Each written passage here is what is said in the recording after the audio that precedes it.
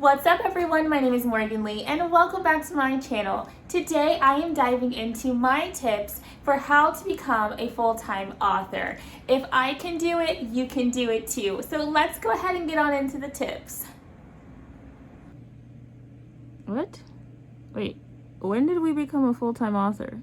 I could have swore we still have a full-time job. And besides, you don't have to be a full-time author to be considered a real author. Every day of the week, I start off with writing at 5 a.m. We barely get out of the bed by noon on most days. Fatigue is real. I probably write at least 10,000 words in those 2 hours.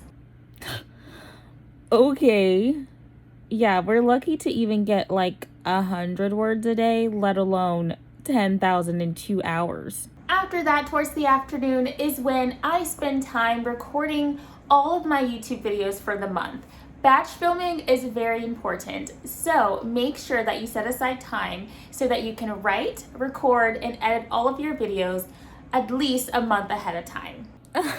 Batch filming, yeah, we've tried that, but sometimes chronic illness does not allow for that. So don't let anyone tell you that you can't have it all as an indie author, because you can. Okay, what are you telling these people? Am I gonna have to get up and make a video to refute everything you just said? I did it, and so can you. Okay, I guess so. What's up everyone, my name is Morgan Lee and welcome back to my channel. Today is day 3 of Crohn's and Colitis Awareness Week, and today I am talking about chronic illness and writing. So for my authors on my channel, here's the little bit of writing advice for you. Well, not really advice, but here is a writing related video for those who have been wanting one. I don't know. So today, like I said, we are diving into chronic illness and writing. If you've been following my channel for a while, then you know I already have 2 videos on writing while chronically ill. One of the videos is geared toward chronically ill writers, and the other one is geared towards authors who want to write chronically ill or disabled characters. So if you want to check those out, I'll link it up in the cards above. Today's video is going to be something a little bit different. It's going to be a little bit of a pep talk, a little bit of my own personal struggles, and yeah. So without further ado, let's go ahead and get on into the video. The first thing I want to talk about in relation to chronic illness and writing is imposter syndrome. Most of us on here who are watching my channel probably want to be authors, right? You want to write, you want to sell your books, you want to have a sustainable career, whether that be traditional or whether that be indie. You want to be a writer. Chronic illness and disability definitely hinder that. One of the key reasons, though, that I think it hinders our ability to successfully create this career for ourselves is imposter syndrome and comparison. If you look at AuthorTube, for example, the top tier AuthorTubers, the ones who have the most subscribers, the ones who are doing the most, is predominantly straight, white, cis females. And like, there's nothing wrong with straight, white, cis females, but that is the only narrative that we sometimes see. In my little section of AuthorTube that I have been reaching out to people and connecting with people over the last month or so, I really want to create a type of community that has all types of people in it and a community that builds each other up, because I don't want to just hear this from the same voices. I mean, okay, I don't want to get down on people because of their privilege, but I'm just saying that not everybody is as privileged. Does that make sense? So not everyone is married, not everyone comes from a 2-income family, not everyone has the luxury of working from home while their spouse works outside of the home, who is probably taking care of things like health insurance and maybe the majority of household bills and living expenses, while the person who is writing gets their stuff, going. I'm not trying to down on that, but I'm saying that it's not the only experience out there. And so when it is the experience that is kind of plastered and kind of pushed, and broadcast, it can make somebody like me, who is chronically ill, who has to work a full-time job, who has, different mental and developmental disorders, who has things that hinder my productivity, that hinder my physical health, my mental health, financial security, coming from somebody who has those things that are limiting. Seeing that is depressing. Seeing that is cause for not feeling like I belong in a space. Social media is already very highlight reel. I mean, YouTube and AutoTube is kind of no different. So, especially with this series, I kind of want to open the door for us to just talk more about real life, about our experiences and our limitations and our fears, because I want to know that people are real. Like, I want to know that people also struggle, that not everybody wakes up at 5 a.m.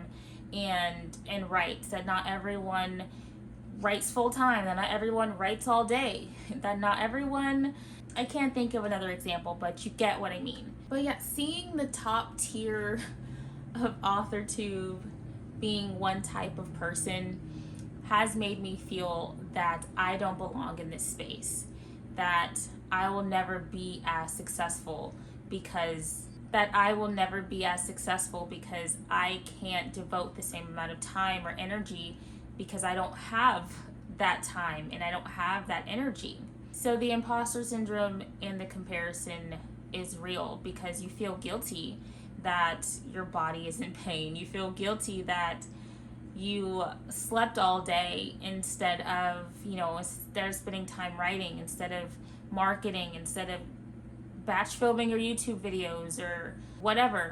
You feel guilty that you took time to rest, or that you took time to you had to go to a doctor's appointment, or you had to do something else because you did not have the energy to do it. That is frustrating, and it is that mindset and that idea of imposter syndrome that has limited me, and that has caused me to stop recording and uploading for months, that has stopped me from writing for months, that has stopped me from successfully completing books, a whole host of other things that I want to do. And so I just want to say to my chronically ill and disabled community people, your limitations, your disability, your illness does not make you unworthy, and it does not make you a failure.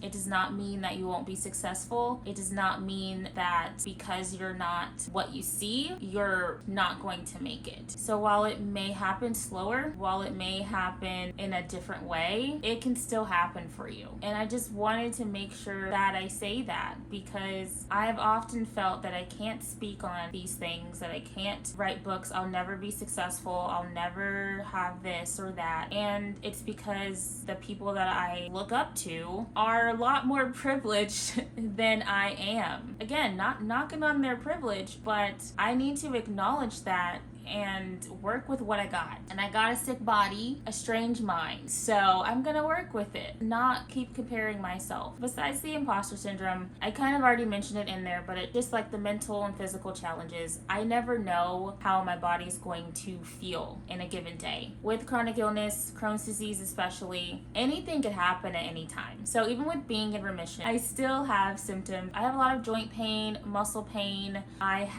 Sometimes my bowels will go from diarrhea to constipation. Sometimes there'll be blood. Sometimes I'm fatigued and I'm lethargic and I don't want to get out of the bed. I just gotta work with it. Anything could happen at any given moment. My disease could flare up at any time. I would just have to respond accordingly. Often I've been getting down on myself for not being able to perform at the appropriate level. We're done with that, okay? We're opening the door, we're having conversations, and we're exposing ourselves and saying like, yep, I struggle with this. Yeah, I'm disabled. Yep, I'm chronically ill.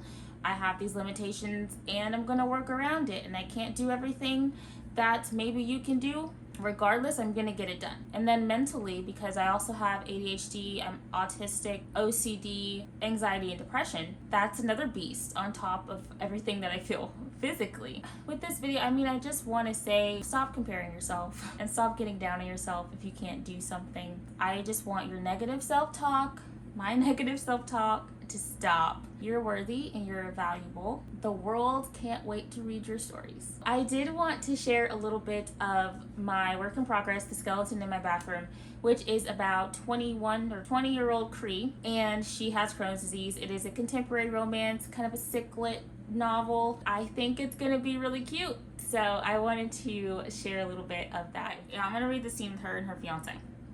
Tony, we need to talk, she said, almost tripping over her words. He looks confused, but let her go, giving her an up and down check. Is it about what you're wearing? Because you look like you're homeless. He tucked on her gray hoodie and sweatpants. I can't have my baby walking around looking like her man doesn't take care of her. No, it's not about what I'm wearing. Cree blew out an exasperated breath and pushed his hand away. This is serious. Can we just sit down and talk, please? Anthony held his hand up in surrender and led the way over to the couches, and the two of them sat down. What's up?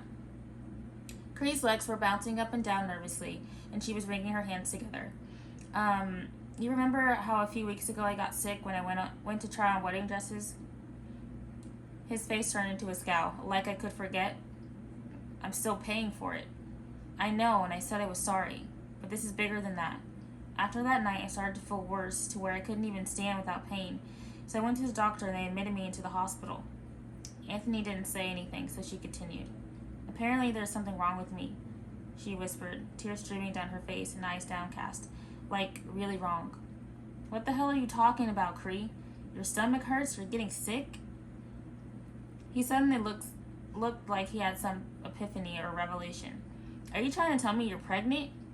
Anthony jumped to his feet and barreled down over her. I swear, Cree, you better speak up now if you've been cheating on me, because I know damn sure I haven't gotten any. No, I'm not pregnant. I'm not cheating on you. Can you please sit down? Anthony doesn't look convinced, but sits down on the couch again. I was diagnosed with Crohn's disease. It's a chronic, lifelong condition that basically means my immune system is attacking my gastrointestinal system like a foreign invader. Why does it sound so technical? And okay, I'm going to have to deal with it for the rest of my life, and there's no cure. Cree had started crying fully now. Saying it out loud is a lot different than hearing a doctor say it. So what does that mean, Cree? What do you want me to do? Or no, what does that have to do with me? I'm your fiance, she whispered. Aren't I? What affects my life affects yours. Then you'll take care of it. Go get a second opinion. I'll make sure you're taken care of, babe, but the rest of the stuff is on you. She bit the inside of her cheek. There's something else, she says. I wasn't only hospitalized for a day. I've been in the hospital for 2 weeks. I missed all of my finals, failed this semester, and lost my scholarship. I have to move out of my private dorm, and if the disease doesn't get under control, I may have to drop out of school altogether, just for now. Cree said all of this very fast and didn't leave room for Anthony to interject. She closed her eyes and waited for him to explode. He breathed loud and deeply through his closed fists. His brow was furrowed, and she could see his light cheeks tinging red. Did you tell your mom about this yet? No, she says. I wanted you to be the first one I told. Well, you're going to have to tell her now. Where are you supposed to live if you don't have a dorm? What's the point of even staying in the city if you flunked out of school, Cree? I didn't flunk out of school, she corrected. I'm still enrolled. I just gotta make up those classes or get an illness excuse or something. I can still go to med school. Our plans don't have to change, baby. Who's gonna pay for you to go to school? Your mom doesn't have that kind of money. She worked hard to get you here. You can't do that to her. If you're looking at me to split the bill, and sorry, love, but I'm too busy paying for that $15,000 dress that you ruined. Cree opened her mouth in disbelief at what she was hearing right now. She expected comfort, a hug, a kiss, something other than she brought this on herself and it was all her fault. You can stay here with me once you move out of your dorm, since you'll still be in school. You can stay in the guest room. Don't worry. With how skinny your ass has gotten, you ain't got to worry about me trying to do nothing. Call your mama and let her know what's up. You know, just handle your business, Cree. I've got to get to the office. My spare keys to the apartment and my old Toyota are on the hook. Please don't crash my car and don't mess this place up, okay? I've got a system. All Cree could do was nod. Tears had fully collected in the back of her throat. I love you. That was awful. Okay, but anyway, the basics of that story is that Cree gets diagnosed with Crohn's disease. She has a very abusive fiance, but he hasn't been abusive to her yet up until the point that she is diagnosed. And he starts getting short with her and stuff, and she becomes less perfect, and he's like, oh, I don't like you anymore. Now he doesn't like her, but he's just trying to treat her like crap. She's not going to stay with the guy. That's not a spoiler alert. She's not going to stay with him. She's going to meet somebody. She's going to learn to love again. And it's going to be great. She's going to find herself. Is this a self-insert story? Kind of. But this stuff didn't happen to me. So it's only a little bit of a self-insert. That is a little taste of how Crohn's affects my writing. Most of the time it's not that extreme, but I just wanted to write a story about Crohn's disease. Other ways, I feel like I insert kind of like my emotions more into my writing, so everything I write is kind of not depressing, but my characters have a lot of issues. Like they have a lot of layers to them and a lot of different issues. That is how Crohn's has affected my writing. I write about more serious topics. I have kind of been opened up to the world of just disabilities and chronic illnesses in general.